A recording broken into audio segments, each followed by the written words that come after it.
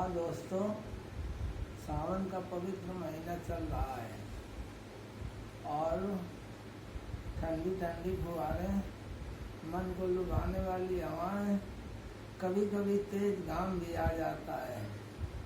इसी बीच में मैं आपको एक कहानी सुनाने जा रहा हूँ।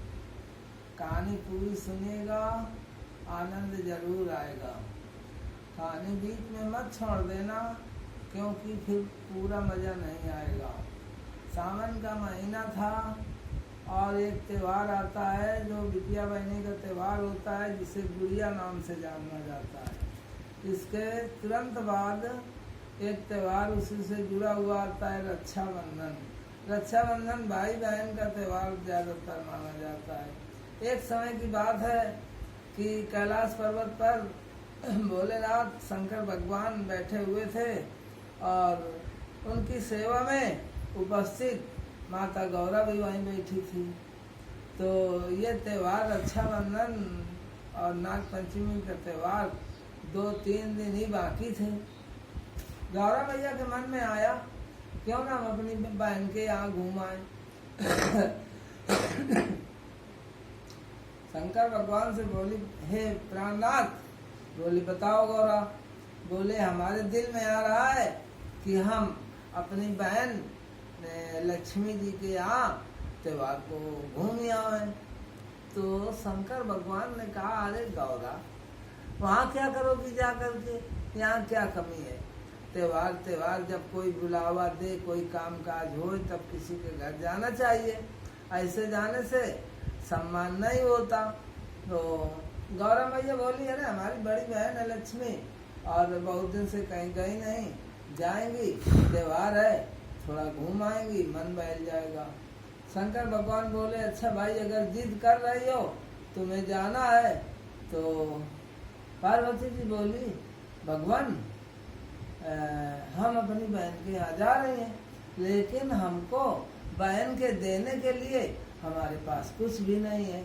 वैसे अक्सर ऐसा होता है कि जब कोई अपने छोटे के आ जाता है तो कुछ न कुछ गिफ्ट के रूप में, उपहार के रूप में जरूर ले जाता है।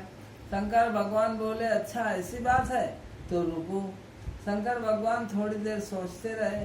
फिर शंकर भगवान ने क्या किया, अपनी जटाओं को खोला और अपने सर का एक बाल जटाओं से तोड़ करके और पार्वती जी को दे दिया और बोले कि इस बाल को बहुत सुरक्षित रखना।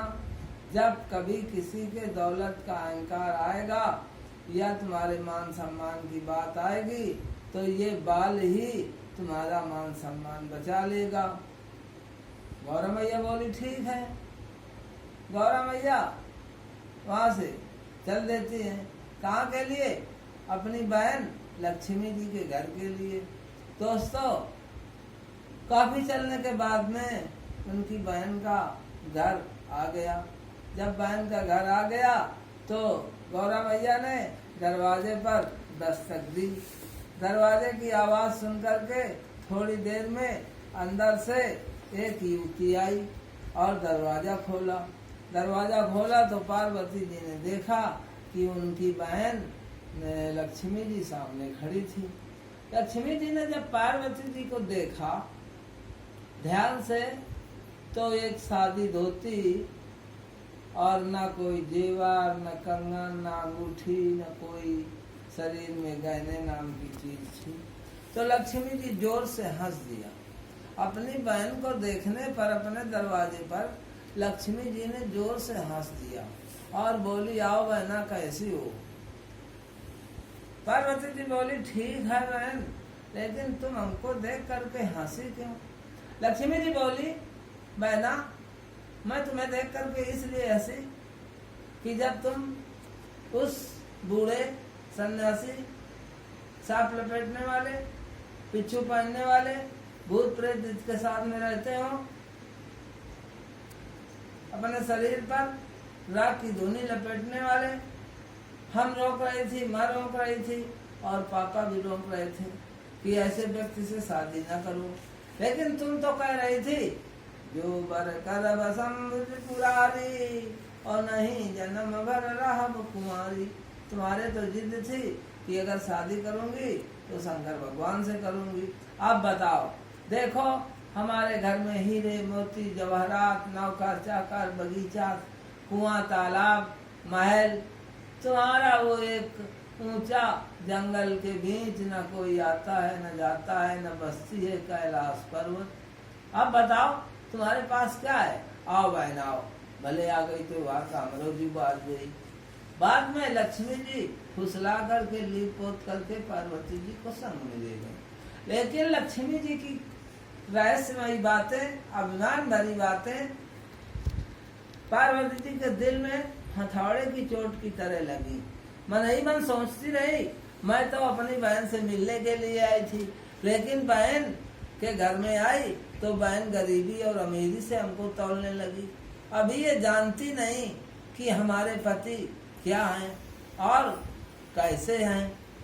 पार्वती जी बोली, बहना हमें थोड़ी जेवर की जरूरत थी, तो आप ऐसा कीजिए कि मैं एक चीज लाई हूँ, उस चीज के बराबर हमको कोई अपने पास से थोड़ा जेवर दे दें, और जब हमारे पास होगी तो हम तुमको लौटा देंगे, क्योंकि तुम्हारे पास तो बहुत सारी जेवर है, बहुत सारा अपार धन है, हमको बस बहुत थोड़ा सा दे दें।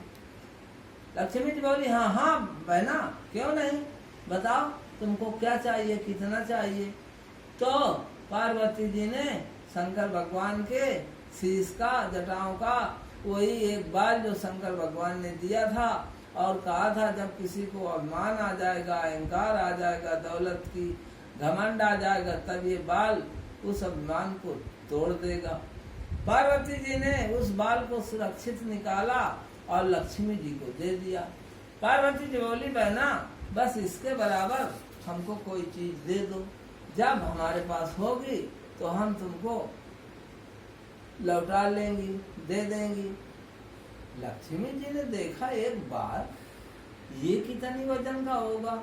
जनक के लक्ष्मी जी गई बड़े रुतबे से और एक अंगूठी उठा लाई, तराजू भी लेते आए। पार्वती जी ने एक पलड़े पर बाल रखा, लक्ष्मी जी ने दूसरे पलड़े पर अंगूठी रखा। लेकिन क्या देख रही हैं, तराजू उठाने पर बाल वाला पलवा भारी है और अंगूठी वाला पलवा ऊपर हो जाता है। लक्ष्मी जी ने बार बार तराजू को उठाया, लेकिन बाल वाला पलवा भारी और अंगूठी वाला पलवा गरू। तब लक्ष्मी जी फिर तराजू रख देती हैं और जनक करके अंदर जाती हैं और थोड़ी कोई गरू चीज ले आती हैं, कंगन वगैरह। जब फिर तराजू में रखा जाता है तो जो पार्वती जी ने शंकर भगवान की जटाओं का बाल दिया था, वो बाल वाला पलवा नीचे और उनकी जेवर वाला पलवा ऊपर। लक्ष्मी जी फिर गई और कोई 200-250 ग्राम की चीज ले आई जेवर। जब उसको रखा गया, प्यारे दोस्तों, जब वो भी चीज रखी गई तराजू में, तो फिर भी बाल वाला पलवा गरू और उनका पलवा हलू। अब इस तरह से लक्ष्मी जी धीरे धीरे धीरे धीरे पलवा भर जेवर रख देती हैं, सारे घर के जेवर समेट के ले आती हैं और तराजू में रख देती हैं, और एक तरफ बाल रखा जाता है। लेकिन फिर जब तराजू उठाया जाता है तो सारे जेवर हल्के हो जाते हैं और बाल वाला पलवा भारी हो जाता है। पार्वती जी चुपचाप ये तमाशा देख रही थी खड़े, और मन ही मन मुस्कुरा रही थी। लक्ष्मी जी के मन में एक अजीब तरह की आश्चर्य भरी बात थी कि एक बाल और इतने सारे जेवर, ये कैसा बाल है जो इतना गरू हो गया है। अब लक्ष्मी जी के घर में जेवर की कोई नाम की चीज नहीं बची थी। लक्ष्मी जी को गुस्सा भी बहुत आ रहा था। तो पार्वती जी बोली, बहना अभी तो हमारे बाल के बराबर तुम्हारी चीज नहीं हुई, क्या तुम्हारे घर में हमारे बाल के बराबर कोई चीज है नहीं क्या? तो लक्ष्मी जी गुस्से में बोली, है नहीं क्या, देखती हूँ तेरा बाल कितना वजनदार है। और लक्ष्मी जी खुद तराजू में बैठ गईं और बोली पार्वती जी से कि बहना उठाओ, देखूं तेरा बाल कितना गरू है। पार्वती जी ने जब तराजू उठाया तो लक्ष्मी जी और देवर जिस पलवे में थी वो पलवा ऊपर चला गया और बाल वाला पलवा नीचे रह गया। दोस्तों, बहुत लोगों ने, आप लोगों ने भी सुना होगा, लेकिन लोग एक कहावत कहा करते हैं, अरे बैठ बैठ, मेरे बार बरोबर नहीं आए।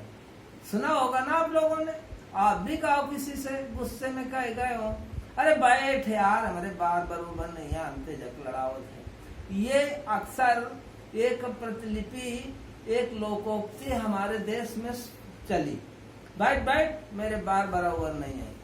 जब लक्ष्मी जी का पलवा नीचे ऊपर और पार्वती जी के बाल का पलवा नीचे, तो पार्वती जी ने बड़े रौब से कहा लक्ष्मी जी से, अरे बैठ बहना, तू तो मेरे बाल के बराबर भी नहीं है। और अपने पति जी का बाल उठाया और वापस अपने पति देव के घर में आ गई। दोस्तों, कहानी इसी जगह से समाप्त होती है।